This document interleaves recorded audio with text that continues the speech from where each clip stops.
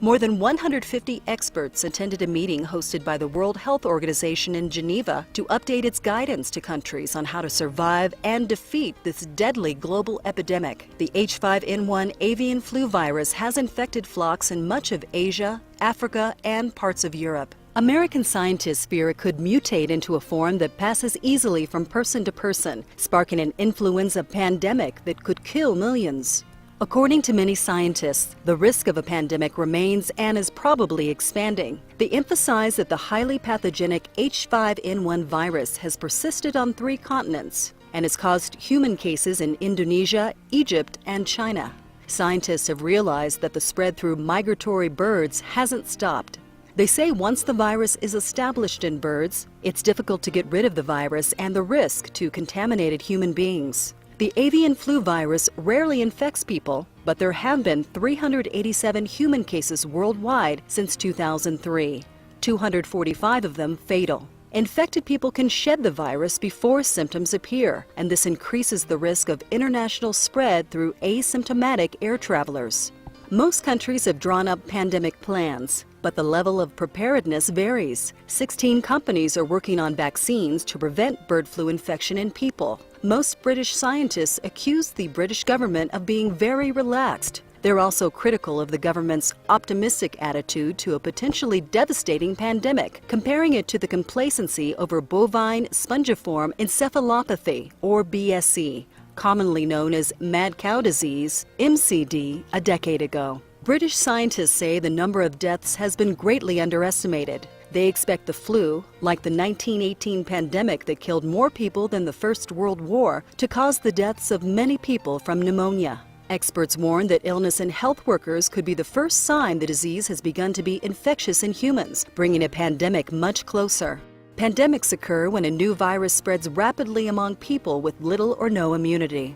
In the U.S., Minnesota is taking serious steps to prepare for the attack. The state has stockpiled about 85% of the antiviral medication it's entitled to buy from drug companies to prepare for an avian flu attack. Minnesota has already spent more than $4 million on antiviral drugs. U.S. and other Western intelligence agencies are working with highly classified information indicating Al-Qaeda and Al-Qaeda-linked terrorist organizations are planning attacks using biotechnology.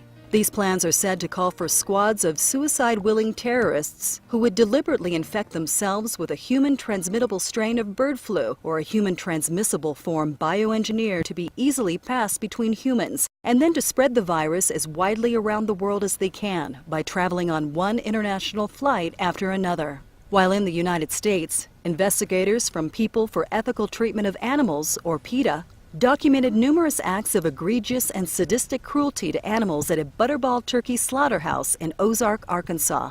A terror-exacerbated pandemic could kill millions around the world in less than 24 hours.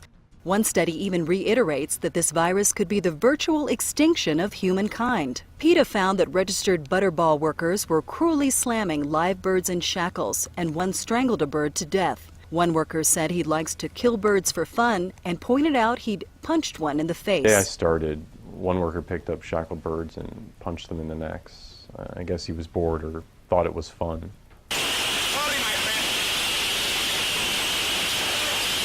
The same day, another guy told me how he broke a bird's back with his knee, and then he broke her legs after shackling her. I could tell this is going to be a horrific investigation. At this plant, about 50,000 birds were shackled and slaughtered every day. Day after day, workers would carelessly grab birds from coops and slam their weak legs into shackles. It's a violent process. The birds are scared and flapping, their legs often break. Live birds often get caught in their coops. Once when a bird's leg got caught, one worker just ripped it right off of her body. Mistreating animals is considered a sin in Islam. A Muslim is responsible for the care of animals so much that an ill-treated animal will testify against the one who abused it on the Day of Judgment. Islam forbids branding animals and killing them in vain, such as for sport. The Prophet Muhammad forbade people to capture birds, burn anthills, and whip animals. Even in slaughtering animals for food, Islam requires that the slaughtering be done according to Islamic procedure, which is humane and aims to cause the animals as little suffering as possible. Against the metal bars of the transport trucks and the coops, and even into the concrete walls. One day, one of the workers swung a bird like a baseball bat into the handrail of a staircase. The bird's spine was exposed and there was blood everywhere. This guy just laughed about it. When they start doing that, you can't control them. Bad monkey gets me fucking shafted, or hit 'em up against the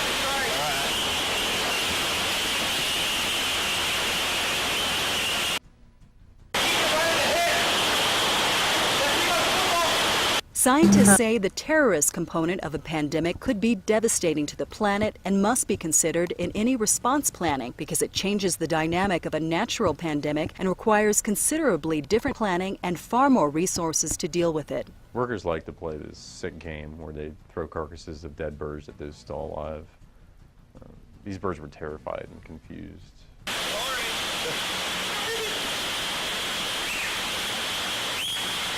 People have been led to believe that terrible plagues and terrorist attacks were a thing of the past, but all that has changed.